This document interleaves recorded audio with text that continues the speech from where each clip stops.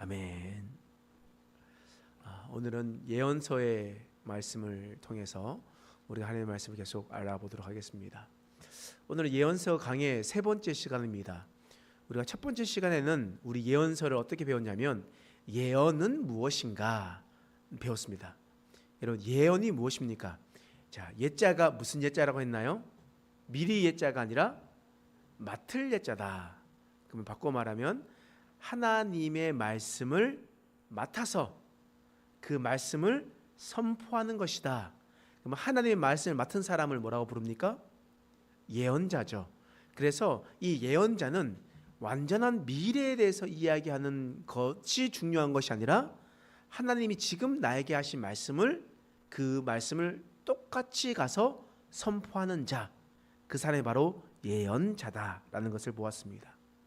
또한 우리가 예언의 특징을 보았습니다. 그러니까 다시 말하면 예언서의 세계관에 대해서 배웠습니다. 모세오경과 다르죠. 모세오경은 바로 심판하는 모습을 보지만 예언서는 어떻게 되냐? 회개하라, 회개하고 돌아와라. 그러면 내가 용서할 것이다. 예언서는 하나님의 사랑의 메시지였습니다. 회개하고 돌아오는 자에게 용서를 베푼다는 겁니다. 그런데 심판이 임하는 것은 어떤 의미겠습니까? 회개하지 않았다라는 의미입니다. 예언자가 선포했던 것에 대해서 그 말씀을 하나님의 말씀으로 받고 그렇게 하나님의 말씀대로 회개하고 돌아서면 하나님께서 용서해 주시는데, 그렇지 않으면 심판받을 것이다. 이것이 바로 예언서의 세계관이고 예언서의 특징입니다. 그러면 하나님은 어떤 예언의 말씀을 주시는가? 그럼 그 기준이 무엇인가? 그 기준이 무엇이기에 하나님께서 심판의 메시지를 선포하는가? 이걸 한번 살펴보도록 하겠습니다. 여러분, 우리 왕의 이야기를 보면 출애굽기가 끝나고 난 다음에 400년 동안 사사시대가 있습니다. 그렇죠? 사사기가 있죠. 사사시대를 끝내고 바로 처음으로 왕이 되는 왕이 있습니다. 그 왕이 누굽니까? 사울 왕이잖아요. 여러분, 사울 왕 때 있었던 일이거든요. 사울 왕 때 사울 왕이 아말렉과 전쟁을 했습니다. 전쟁을 해서 하나님께서 그 전쟁을 승리하게 해주셨어요. 그런데 사울이 어떻게 했냐면 그 아말렉에 있었던 하찮은 것들은 죽여버리고 아말렉의 왕과 그리고 재물 중에 송아지나 소나 양이나 이 중에 그냥 좋은 것들은 살려 주었습니다. 그랬었을 때 누가 나오냐면 사울 시대에 활동했었던 선지자가 누구였냐면 마지막 사사이기도 한데 사무엘 들어보셨습니까? 너무 잘 들어보셨죠? 사무엘이 사울에게 안수해서 왕으로 세웠거든요. 그리고 또 시간이 지나면 또 사무엘이 다윗에게 안수해서 왕으로 삼았잖아요. 그때 하나님께서 보낸 사람이 사무엘이었습니다. 아말렉과 전투에서 그 전쟁에서 아말렉 왕과 그 재물들, 짐승들을 살려주은 것 때문에 사무엘을 보냈어요. 무슨 말씀이 기록되어 있냐면 사무엘상 15장 10절에서 11절 말씀이에요. 자, 읽어보겠습니다. 시작. 여호와의 말씀이 사무엘에게 임하여 이르시되, 보세요. 10장 10절 보시면 10절 다시 한번 보여주시면요, 여호와의 말씀이 사무엘에게 임하는 겁니다. 그럼 사무엘 입장에서는 임하는 거죠. 하나님 입장에서는 어떻습니까? 하나님의 말씀을 사무엘에게 맡겨주시는 거죠. 맡겨주신 사무엘은 어떻게 되겠습니까? 가서 선포해야 되는 거예요. 전해야 되는 거예요. 누구한테 전하냐면, 자, 11절 말씀 읽겠습니다. 시작. 내가 사울을 왕으로 세운 것을 후회하노니 그가 돌이켜서 나를 따르지 아니하며 내 명령을 행하지 아니하였음이니라 하신지라. 사무엘이 근심하여 온 밤을 여호와께 부르짖으니라. 하나님께서 사무엘에게 말씀을 선포하게 하셨습니다. 어떤 말씀을 주셨냐면 내가 사울 왕을 세운 것이 후회가 된다. 그가 내 명령을 지키지 아니한다 라고 이야기를 하는 거예요. 그러면 하나님께서 예언자를 보내시는 기준이 뭐예요? 내 명령을 행하지 아니하였을 때, 내 명령을 지키지 아니하였을 때 누구를 보내요? 예언자를 보내요. 하나님의 말씀을 깨달으라고 보내는 겁니다. 그러면 하나님께서 말씀하셨던 그 말씀이 뭐예요? 하나님께서 이미 명령하신 명령이 뭐예요? 이스라엘 백성들에게 무엇을 명령하였습니까? 여러분 보세요. 출애굽하고 난 다음에 하나님께서 이스라엘 백성들을 어느 산으로 인도하셨습니까? 신의 산으로 인도하셨죠. 그곳에서 하나님께서 무엇을 주셨어요? 십계명, 또 좀 더 크게 얘기하면 율법을 주셨단 말이에요. 그리고 난 뒤에 율법을 지키라, 모세를 통해서 계속 이야기를 하죠. 40년 동안 율법을 가르치면서 그것을 지키도록 하나님께서 명령하셨습니다. 그리고 가나안 땅 들어가기 전에, 너가 그 땅에 들어가기 전에 너희가 들어가서 지켜야 할 법이 있다 라고 되풀이해서 명령하며 기록했었던 말씀이 신명기죠. 하나님의 율법을 되풀이해서 명령했잖아요. 되풀이해서 명령한 이유가 뭐예요? 가나안 땅에 들어가면 그곳에서 나의 명령을 지켜라. 그럼 그 명령이 뭐예요? 하나님의 율법이죠.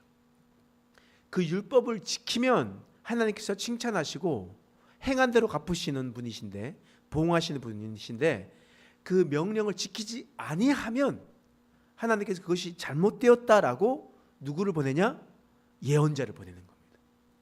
너가 지금 하나님의 명령을 지키지 아니한다라는 거예요. 그래서 하나님께서 사울에게 누구를 보내요? 사무엘을 보내요. 무엇을 명령합니까? 사무엘상 15장 18절에서 19절 말씀 읽겠습니다. 시작. 또 여호와께서 왕의 길로 보내시며 이르시기를 가서 죄인 아말렉 사람을 진멸하되 다 없어지기까지 치라 하셨거늘 어찌하여 여호와의 목소리를 청종하지 아니하고 탈취하게만 급하여 여호와께서 악하게 여기시는 일을 행하였나이까. 하나님께서 명령하셨던 명령은 무엇이었습니까? 아말렉 사람을 진멸하는 거였어요. 하나님의 이미 주신 명령은 아말렉 사람을 진멸하기로 하였는데 어찌하여 왕이 여호와의 목소리를 청종하지 아니하였습니까? 라고 이야기를 하는 겁니다. 여러분, 우리 신명기 말씀 우리가 아침 기도회 때 쭉 살펴보았잖아요. 거기에서 하나님께서 중심적으로 명령하셨던 건 뭐냐면, 너희가 가나안 땅에 들어가면 너희는 가나안 땅에 있는 7 족속을 반드시 진멸하라. 너희는 반드시 진멸하라 라고 하나님께서 분명하게 명령하셨어요. 이 명령은 신명기 전반에 걸쳐서 단 한 번에 이야기하는 것도 아니고 아주 여러 번 계속해서 반복적으로 이야기를 하고 있었습니다. 그리고 특별히 한 민족을 더 구체적으로 얘기하는데요. 신명기 25장 17절에서 19절 말씀 자 읽어보겠습니다. 시작. 너희는 애굽에서 나오는 길에 아말렉이 내게 행한 일을 기억하라. 보시면 다시 17절 보세요. 애굽에서 나올 때, 그러니까 출애굽을 할 때, 애굽에서 나올 때 아말렉이 어떤 일을 행했대요. 어떤 일을 행했냐? 18절 읽겠습니다. 시작. 곧 그들이 너를 길에서 만나 내가 피곤할 때에 내 뒤에 떨어진 약한 자들을 쳤고 하나님을 두려워하지 아니하였느니라. 자 보세요. 어떤 일이 있었냐면 이스라엘 백성들이 200만 명이 가잖아요. 그러면 좀 젊고 힘 있는 사람들은 빨리 걸어가겠죠. 그런데 어리고 나이가 들고 병이 든 사람들은 천천히 가겠죠. 그러니까 그 행렬이 아주 길게 될 텐데 그 길든 중에 사람들이 떨어져 있는 사람들을 누가 쳤다고요? 아말렉 사람이 쳤대요. 이런 일을 했대요. 그래서 하나님께서 뭐라고 말씀하시냐면 19절 말씀 읽겠습니다. 시작. 그러므로 내 하나님 여호와께서 내게 기업으로 주어 차지하게 하시는 땅에서 내 하나님 여호와께서 사방에 있는 모든 적군으로부터 내게 안식을 주실 때에 너는 천하에서 아말렉에 대한 기억을 지워버리라. 너는 잊지 말지니라. 신명기 말씀이 되풀이해서 말씀하시잖아요. 내게 기업으로 주어 차지하게 하는 땅. 보여주세요. 내게 기업으로 주어 차지하게 하는 땅. 이 땅이 어디입니까? 가나안 땅이죠. 기업으로 준 땅 가나안 땅이잖아요. 그리고 여호수아 때 들어갔죠. 사사기 됐죠. 왕이 됐죠. 그 살고 있는 그 땅이에요. 그때 하나님께서 안식을 줄 때 어떻게 하냐면 밑에 보면 아말렉에 대한 기억을 지워버려라 라는 말은 반드시 없애버려라. 반드시 진멸해서 이 세상에서 아말렉이라는 이 단어가 사라지게 만들어라. 이 말이었다는 겁니다. 그리고 난 다음에 이 사울 왕이 아말렉과 또 전투를 하게 되었습니다. 그러면 이 전투에서 아말렉 사람을 살려준 것, 그리고 그곳에 있는 짐승들을 살려준 것은 어떤 법을 위반한 겁니까? 하나님 율법을 위반한 거였죠. 그 법을 위반했기 때문에 하나님께서 사무엘을 보냈고 그 말씀을 맡아서 그 사울에게 가서 전하게 한 겁니다. 그러면 예언자는 어떤 겁니까? 회개하라. 그러면 하나님께서 용서해 주실 것이다. 이거잖아요. 그런데 사무엘이 가서 선포했어요. 근데 사울이 어떻게 했습니까? 회개하지 않았죠. 오히려 자신을 더 높이려고 하고 나의 얼굴을 봐서라도 백성들이 같이 나갑시다. 자기를 위해서 기념비를 세우고 전쟁을 승리하게 하신 것은 하나님이 하신 건데 사울은 자기를 위해서 기념비를 세운 거예요. 오늘 아침에 우리가 요단강을 건널 때에 이스라엘 백성들이 요단강에 있는 돌을 가지고 와서 길갈에 세우게 됐죠. 이유가 무엇이었습니까? 자녀들이 이 돌이 무엇입니까? 하면 우리 조상들이 요단강을 마른 땅으로 건넜다. 기념해라. 하나님의 은혜를 기억하라. 그래서 기념비를 세운 건데 이 사울은 자신을 위해서 기념비를 세우는 일들이 일어났던 거예요. 그래서 하나님께서 사울을 버리셨습니다. 회개하고 돌아오지 않으니 버리셨던 거예요. 사울 왕 다음에 누구 왕입니까? 사울 왕 다음에는 다윗 왕이죠. 다윗이 아주 훌륭한 왕이었지만 그에게도 실수하는 때가 있었습니다. 그때가 언제였냐? 밧세바를 범할 때였습니다. 밧세바를 범했을 때 일이었어요. 그때 하나님께서는 이 누구를 보내겠습니까? 선지자를 보내겠죠. 그때 선지자가 누구였냐면 나단이었습니다. 사무엘하 12장 1절 말씀 읽어보겠습니다. 시작. 여호와께서 나단을 다윗에게 보내시니 그가 다윗에게 가서 그에게 이르되 한 성읍에 두 사람이 있는데 한 사람은 부하고 한 사람은 가난하니. 지금 여호와께서 나단을 다윗에게 보내셨다라는 것은 하나님께서 이미 나단에게 해야 할 말을 주셨고 그 주신 말씀을 나단이 가서 증거하는 겁니다. 나단이 가서 이런 말을 하는 거예요. 어느 한 성읍에 두 사람이 살고 있었습니다. 한 집은 돈이 많은 부자였고 양과 소가 많이 있었습니다. 그런데 반면에 한 집은 암양 한 마리만 있었습니다. 그래서 이 암양 한 마리를 자식처럼 키웠습니다. 자신의 딸처럼 키웠어요. 그런데 어떤 행인이 그 동네를 지나가다가 부자 다른 한 사람에게 왔습니다. 그때 이 부자는 어떤 선택을 했냐면 자신이 가지고 있는 수많은 양과 소 중에 한 마리를 잡지 않고 가난했었던 이 사람에게 가서 암양 한 마리를 뺏어 와서 그를 잡아서 행인에게 주었습니다. 이런 일이 생겼습니다. 어떻게 해야 되겠습니까? 라고 이야기했습니다. 그때 다윗이 아주 경노하면서 그 사람은 반드시 벌을 받아야 된다 라고 이야기를 했습니다. 그때 나단이 뭐라고 얘기했습니까? 그 사람이 바로 당신입니다 라고 이야기를 했던 겁니다. 여러분, 그러면 여러분 사울 때도 그렇고 다윗 때도 그렇고 하나님께서 지금 미래에 대한 이야기를 하고 있습니까? 아니죠. 선지자가 예언자가 가서 이야기하고 있는 것은 지금 그 순간에서 잘못하고 있는 잘못을 하나님의 말씀에 비추어서 이것은 하나님의 말씀에서 벗어났습니다. 이 행동은 하나님의 말씀에서 떠났습니다. 그러니까 돌이키십시오. 회개하십시오. 이게 바로 예언자, 곧 선지자가 하는 일들이었다라는 거예요. 그랬을 때 다윗은 어떤 선택을 했습니까? 다윗은 회개했습니까? 회개하지 않았습니까? 정확하게 나오는 말씀은 시편 51편에 이런 말씀이 나와요.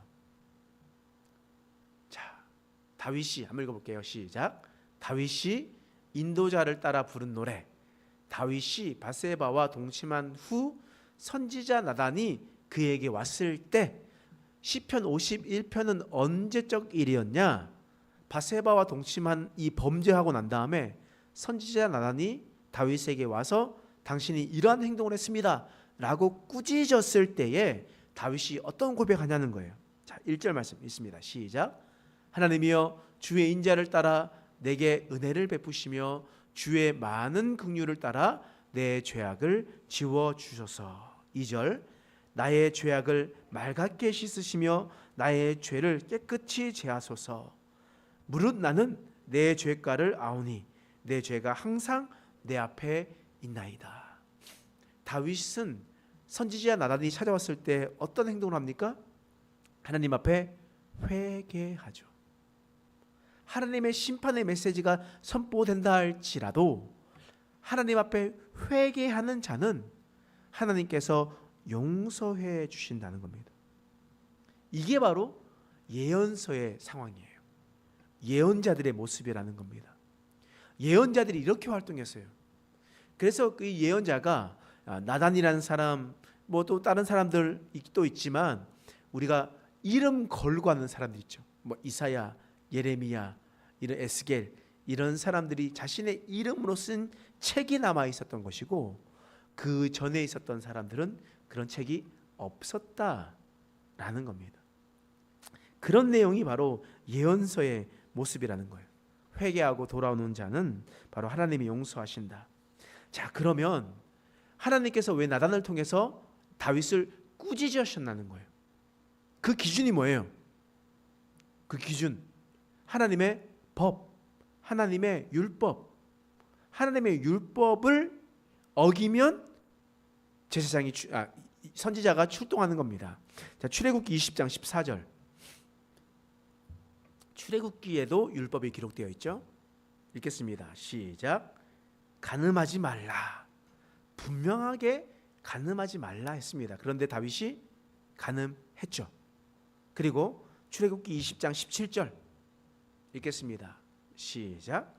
내 이웃의 집을 탐내지 말라. 내 이웃의 아내나 그의 남종이나 그의 여종이나 그의 소나 그의 나귀나 무릇 내 이웃의 소유를 탐내지 말라. 내 이웃의 것을 탐내지 말라. 너의 이웃의 아내를 탐내지 말라라고 분명하게 말하고 있는 겁니다. 그러니까 현상적으로 보여지는 것은 간음의 죄, 이웃의 것을 탐내는 죄, 그 죄가 소속되어 있는 거예요. 그런데 또한 하나님의 말씀에 다른 죄가 또 있습니다. 어떤 죄냐? 이런 바세바가 누구냐 했을 때 사무엘하 11장 3절 말씀에 이런 말씀이 기록되어 있어요. 함께 읽겠습니다. 시작. 다윗이 사람을 보내 그 여인을 알아보게 하였더니 그가 아뢰되 그는 엘리암의 딸이요 햇사람 우리아의 아내 바세바가 아니니까. 자, 바세바가 누구라고요? 햇사람 우리아의 아내라고 합니다. 자, 햇사람은 히브리 민족입니까? 아닙니까? 아니에요. 정확히 얘기하면 가나안 7족속 중에 한 족속이 헷 족속이 있어요. 그 족속이 멸망당하지 않고 이스라엘 백성들이 남겨두니까 그들이 살아남아서 용병으로 있었던 겁니다. 용병으로 살아 있었던 사람이 바로 햇사람 우리아였어요. 그러면 이 사람은 그 사람의 이 땅의 주인이 아니라 나그네죠. 나그네입니다. 그 나그네의 아내를 빼앗았다는 겁니다. 다시 말하면 나단이 가서 선포했었을 때 너희는 다 가졌는데 이 나그네는 아무것도 가지지 않고 아내 한 명만 가지고 있다. 근데 그 아내를 뺏었다라는 거예요. 그냥 단순히 간음과 이웃의 것을 탐냈다는 것이 아니라 아무것도 없는 힘이 없는 자의 것을 너가 빼앗았다라는 거예요. 근데 하나님께서 신명기에서 여러 곳에 통해서 너희가 사랑의 공동체를 이루어라 라고 이야기할 때 네 부류의 사람을 얘기해요. 레위인과 과부와 고아와 그리고 나그네, 객. 레위인과 과부와 고아와 나그네를 너희는 돌봐주어라. 없을 때 그들을 채워주어라, 챙겨주어라. 더 많은 것들로 베풀어라 라고 하나님께서 말씀하셨습니다. 너가 애굽 땅에서 나그네 되었음을 기억해라. 너가 그때 힘들었지 않았냐? 그러니까 너희 땅에 살고 있는 나그네들을 잘 보살펴 주어라 라고 하나님께서 명령하셨어요. 그런데 다윗이 어떻게 했습니까? 그 명령을 어겨버렸죠. 그래서 하나님께서 나단을 보내셨던 겁니다. 여러분, 그리고 솔로몬이 지나고 솔로몬의 아들의 누구였냐면 르호보암이 있습니다. 르호보암 말고 이때 남과 북이 나누어지게 돼요. 지난번 한번 연습하셨죠? 남유다에 살고 있었던 솔로몬의 아들이 르호보암이었습니다. 자, 따라합시다. 르호보암. 하셔야 기억이 남아요. 그러면 르호보암이죠? 자, 그러면 북이스라엘에 있었던 왕은 누구였습니까? 그렇죠. 그냥 여로보암이었죠. 여로보암이 했었던 일들이 무엇이었냐면 남유다에 예루살렘에 있고 예루살렘 성전이 있고 그 안에 하나님의 언약궤가 있잖아요. 그래서 그곳에서 예배를 드리는데 북이스라엘로 가니까 이 북이스라엘 사람들이 남유다로 예루살렘으로 가는 것이 싫었어요. 그래서 어떤 일을 하냐? 베델, 남쪽에는 베델, 그리고 북쪽에는 단에 금송아지를 세우고 그곳에서 하나님을 섬기게 했습니다. 마치 출애굽기 32장에 보면 아론이 금송아지를 만들어서 이것이 바로 너희를 인도해낸 애굽에서 인도해낸 너희의 신이다라고 얘기하는 거예요. 왜냐하면 고대 근동 지역에는 신상을 만들 때 무엇을 만드냐면 금송아지를 만듭니다. 금송아지를 발등상으로 삼고, 그러니까 밑에 발을 밟고 그 송아지 위에 서 있는 신을 만들어요. 이유가 뭐냐? 소는 풍요를 상징하거든요. 소는 풍요를 상징하고 있기 때문에 그 소를 밟고 서 있는 신이 아주 대단한 신이다 라고 보여지는 겁니다. 그런데 왜 하나님을 섬길 때 금송아지만 만들었냐? 하나님은 보여요, 안 보여요? 형상이 있어요, 없어요? 없잖아요. 그러니까 보이지 않는 신, 자, 금송아지를 만들어 놓고 이 위에 보이지 않는 신이 있다. 이것이 바로 너희를 인도한 애굽에서 인도해낸 너희의 신이다 라고 이렇게 이야기했단 말이에요. 그래서 출애굽기 32장에도 하나님 앞에 심판을 당하고, 또 오늘 본문의 말씀을 보더라도 이런 일들이 일어나는 겁니다. 자, 열왕기상 12장 28절에서 29절 말씀 읽어보겠습니다. 시작. 이에 계획하고 두 금송아지를 만들고 무리에게 말하기를 너희가 다시는 예루살렘에 올라갈 것이 없도다. 이스라엘아, 이는 너희의 애굽 땅에서 인도하여 올린 너희의 신들이라 하고 하나는 베델에 두고 하나는 단에 둔지라. 분명하게 금송아지 둘을 만들어 놓고 너희는 예루살렘에 올라갈 필요가 없다. 그냥 북이스라엘에서 예배를 드려라. 하나는 베델에 만들고 하나는 단에 만들 것이다. 그래서 두 송아지를 만들었던 거예요. 그랬을 때 하나님의 평가가 무엇이냐? 열왕기상 12장 30절 말씀이에요. 자, 읽겠습니다. 시작. 이 일이 죄가 되었으니 이는 백성들이 단까지 가서 그 하나의 경배함이더라. 이 일이 죄가 되었대요. 그 죄된 이유가 뭐랍니까? 단에 가서 경배했기 때문에. 이스라엘 백성들이 단에 가서 경배했기 때문에 이 일이 죄가 되었대요. 여러분, 단에 가서 경배하면 죄가 됩니까? 하나님은 어디에 계시니까 하나님은 어디든지 섬기면 되는 거 아닙니까? 어느 제단이든 가서 하나님 앞에 제사를 드리면 되는 거 아니냐는 거예요. 근데 하나님께서는요, 사실 이것에 대한 법도 이미 말씀하셨어요.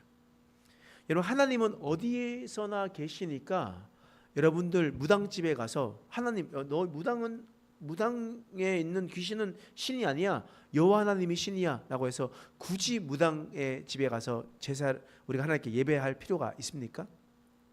아니면 다른 데 가서 예배할 필요가 있냐는 거예요. 필요 없잖아요. 그 이유가 무엇이냐면 하나님께서는요, 신명기 말씀을 통해서 이미 법으로 정해 주셨어요. 어떤 정해 주셨냐? 신명기 12장 26절 말씀 읽겠습니다. 시작. 오직 내 성물과 서원물을 여호와께서 택하신 곳으로 가지고 가라.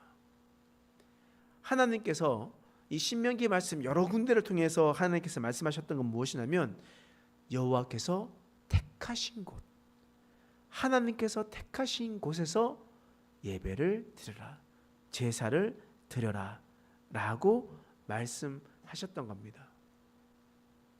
이유가 무엇이냐?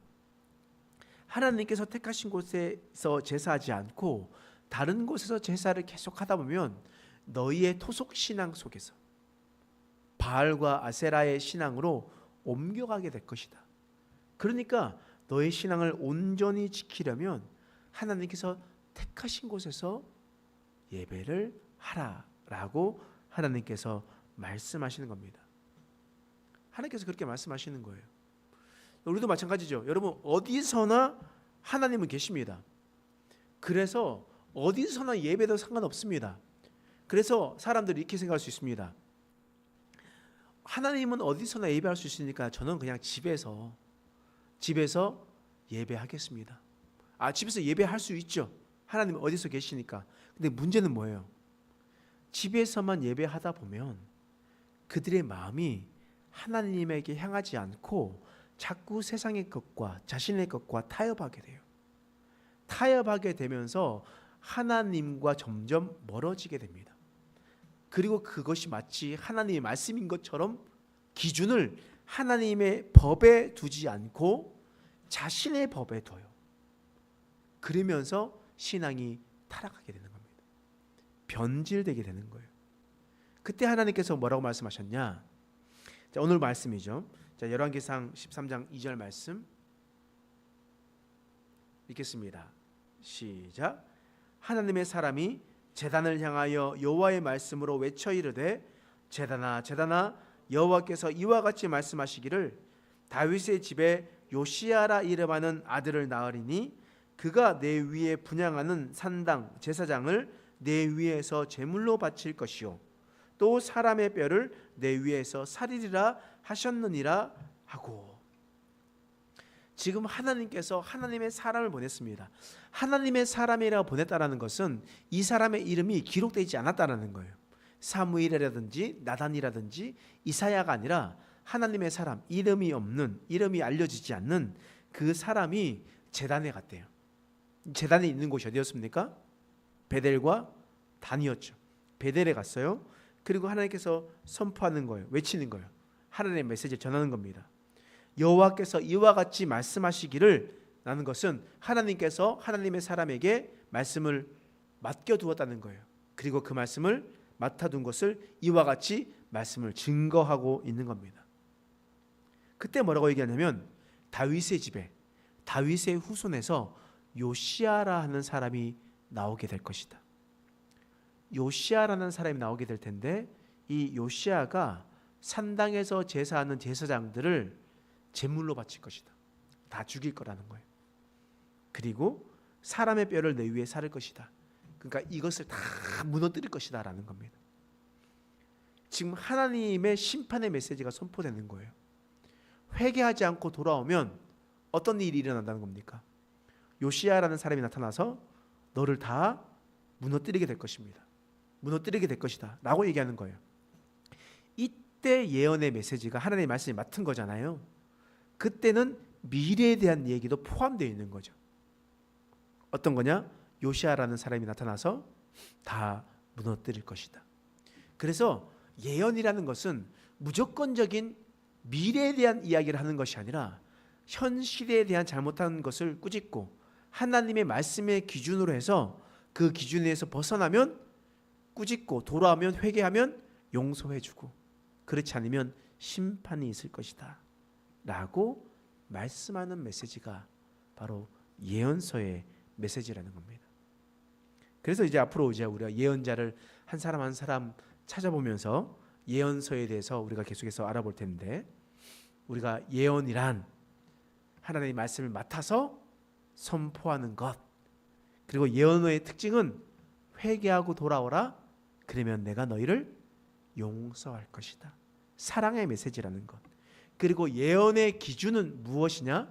바로 하나님의 율법, 하나님의 말씀을 기준으로, 특별히 신명기를 기준으로 해서 그들에게 말씀이 선포되고 있다라는 것을 우리는 기억하고, 우리가 예언서를 점점 더 알아갈 때에 이 말씀이 또한 동일하게 우리에게 주신 말씀을 믿은 것을 기억하며 살아가는 저와 여러분 되시길 간절히 소망합니다. 자, 기도하겠습니다. 하나님, 오늘 예언서에 대해서 우리를 알게 하신 것을 감사합니다. 하나님, 점점 더 깊어지는 하나님의 사람이 될 수 있도록 하나님 도와주옵소서. 말씀이 계속해서 이해되고 깨달아지는 은혜가 있게 하여 주옵소서. 성령께서 우리에게 말씀하여 주시고 조명해 주실 때에 이제 우리 인생을 살아갈 때에 말씀을 기준으로 살아가는 우리의 인생 되게 하여 주시옵소서. 감사드리며 예수님의 이름으로 간절히 기도드립니다. 아멘.